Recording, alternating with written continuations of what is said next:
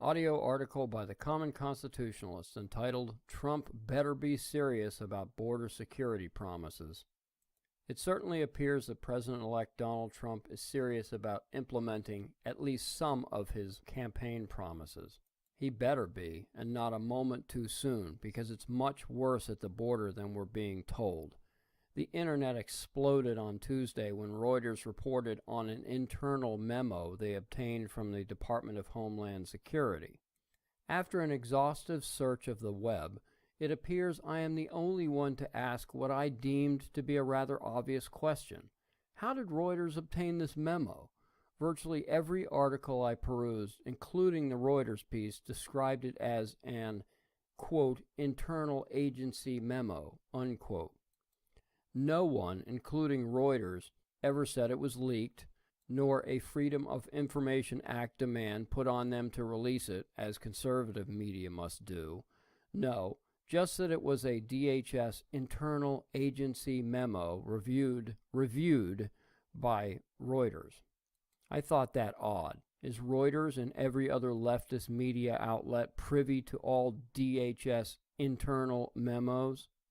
Anyway, Reuters wrote that the memo described a December 5, 2016 meeting between DHS and the Trump transition team.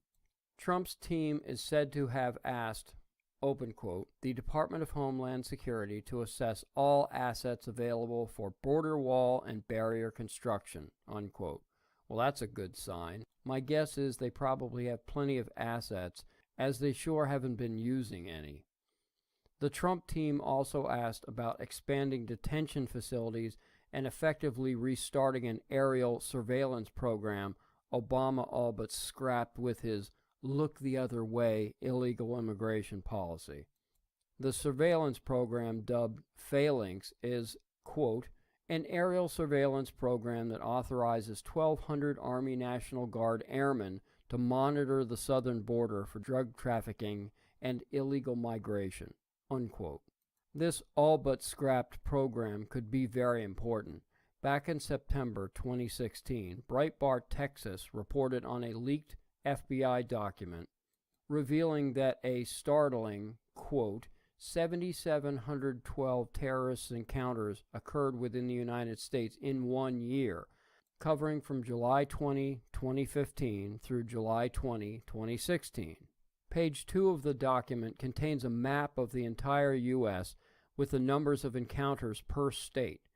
The states with the highest encounters are all border states: Texas, California, and Arizona. All states with a shared border with Mexico rank high in encounters.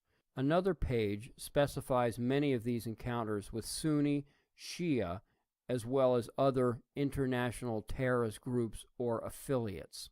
And according to Red Nation Rising, the Shia connection isn't just all about terrorism. Iran's Revolutionary Guard Corps is in control of the opium trade coming out of Afghanistan.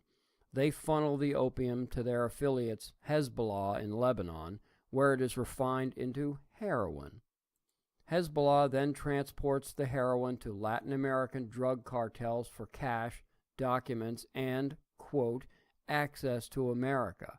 Hezbollah's operations produce between $10 and $20 million in revenue for its American operations, which are based out of a large Lebanese immigrant community in what is called the tri-border region, an area between Paraguay, Brazil, and Argentina, unquote. Highly trained Hezbollah fighters also provide the drug cartels with military training.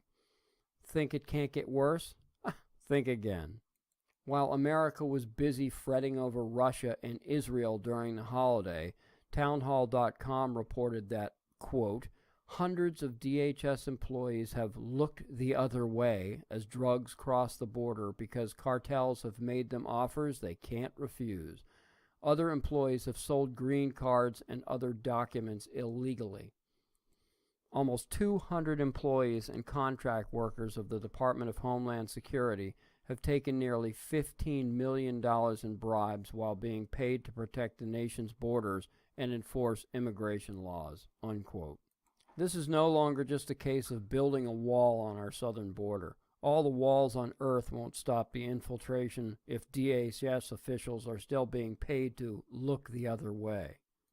The so-called swamp of DHS must also be drained and replaced with those who are actually concerned with Homeland Security. The Trump administration has a monumental task ahead. Let's hope they're up for the challenge. Thank you for listening.